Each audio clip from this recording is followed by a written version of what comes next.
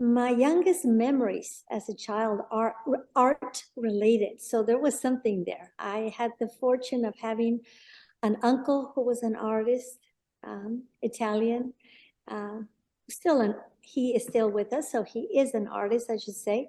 And then I had friends of my mom. I remember going when we were living. I lived here in the States when I was young because my dad was pursuing his graduate work at UT, and before going back to Monterrey.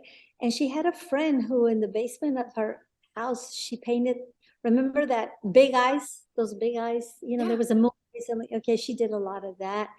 And I remember another great Colombian artist, Fanny Sanin, who is one of the foremost abstract artists in the abstract world. Of what she lives in New York, but she was very close to my father. They were very good friends, and I remember her. So I have so many memories. I always wanted to be an artist, and I always had this sense of doing something with my hands, creating. So if I wasn't doing a drawing, or I was doing something with clay or something with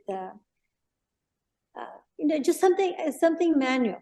So I wanted to do art, but my dad was from Colombia, as you know. I know you are too.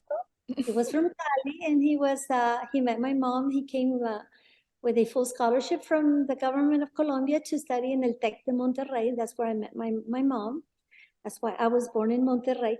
But he was very, very conservative, old-fashioned, but he loved art. He loved impressionist art of all. And and I would tell my dad, I'd like to study art, and he would say, what is furthest from the truth?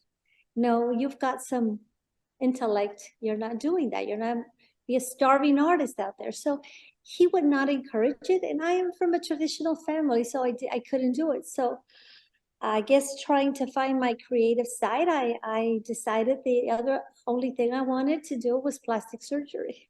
so I went into medical school, but at 5 years, I went in very young because I was able to do high school in a short amount of time.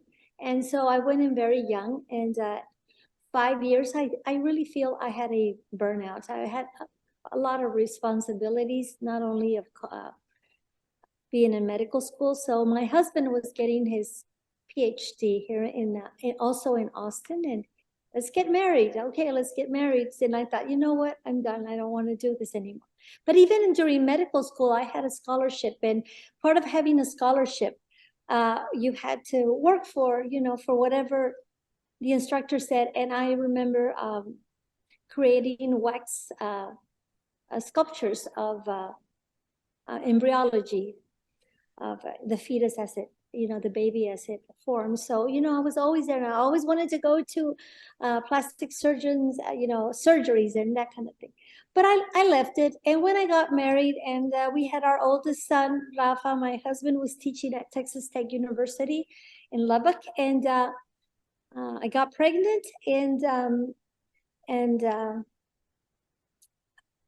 we ended up in the hospital for some time with my oldest son, and I got to see medical school the medicine from the other side, from the suffering. I just couldn't take it anymore. My husband said, you know what? Why don't you do what you've always wanted to do, and I will support you. And so that's been almost 40 years.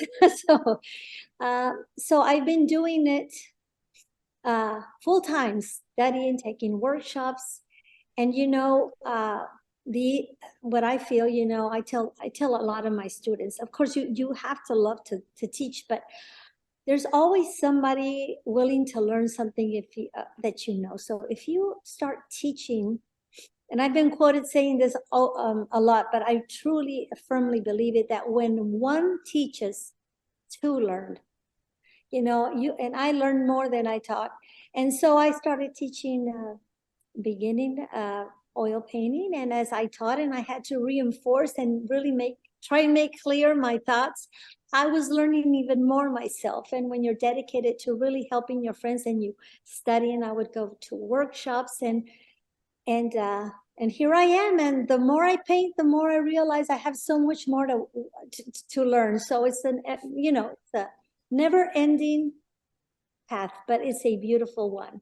It's not an easy one, but it's a beautiful one. So I wouldn't change a thing.